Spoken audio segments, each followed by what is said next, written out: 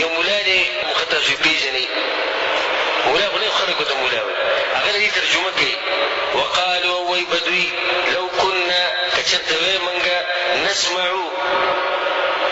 مقلدين او ناقل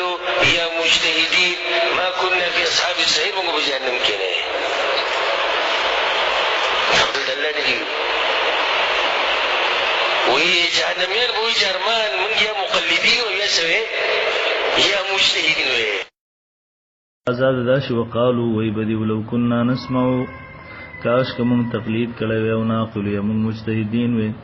ما كنا فی اصحاب السعیر نبر جهنم یانو دې آیات نه موږ استدلال دارې چې اوسله مجتهد نه نو په د باندې د مجتهد تقلید واجب دی ځکه چې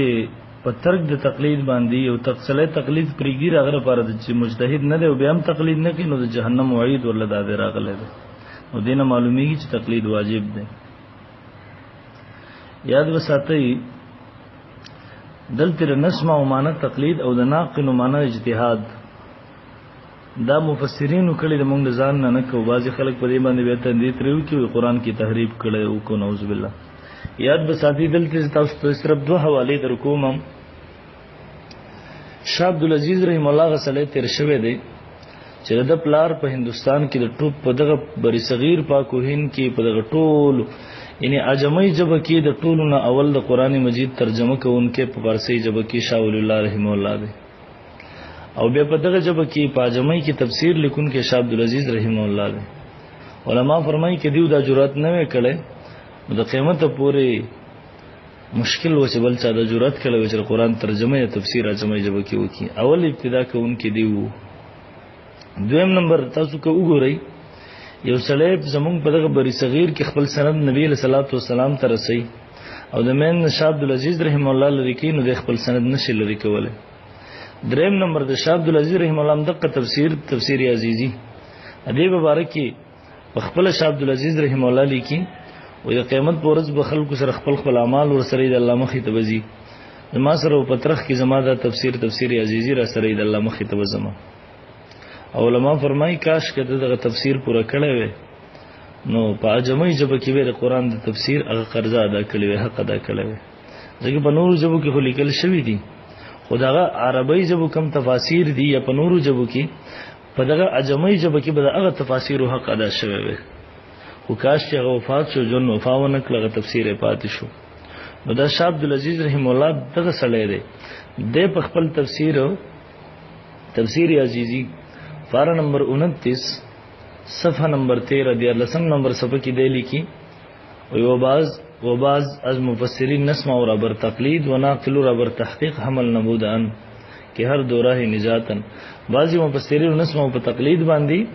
او ناقل و اجتهاد باندی حمل کړل چې دغه دولاري د نجات تیر دین علاوه نور لاري د گمراهی دي سلام مجتهد هم نه او بیرچا تقلید هم نه کینو جهنميانو په لار باندې بزي دلته عموما بعض خلک یو اعتراض کوي د بعض مفسرینو خبره کړي ده نو موږ یو بعض از مفسرین کم از کم جمع راوړي د درې خو کم از کم دي کنه غیر مقلد ته موږ تاسو یو مفسر پیش کړي چې هغه ویلي چې دینه تقلید نه دی مراد او د چې بهر تفسیر باندې ته اتفاق نقل کې خو به قرآن مجید تفسیرونه تقریبا د ټول نه ته انکار وکړي دویم نمبر مشهور محدث او مفسر دغه زمانه کې د ملحدین مقابله کوونکې شیخ عبدالحق محدث دهلوی رحم الله دا مشهور تفسیر دی تفسیر حقانی دغه وم نمبر جلد صفحه 169 یو سل یو کمویا مکتبۃ الفیصل نچاب دی د لیکي دغه آیات دلان دي په تور د تفسیر باندې و انسان کې فلاح کې دو ہی طریق ہے انسان د کامیابی دو لارې دي اول اور آسان یہ کہ کسی ناصح اور ہادی کی بات مان کر مان لے اول دا چې دیو ناصح او ہادی خبر او واوري وې منی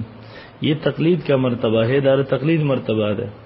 اس لیے اس کو مقدم کیا ردی وجنه دا مخ کې کړه دوم یہ کہ خود عقل سلیم سے غور و تدبر کرے چې په خپل عقل سلیم سره غور و تدبر وکي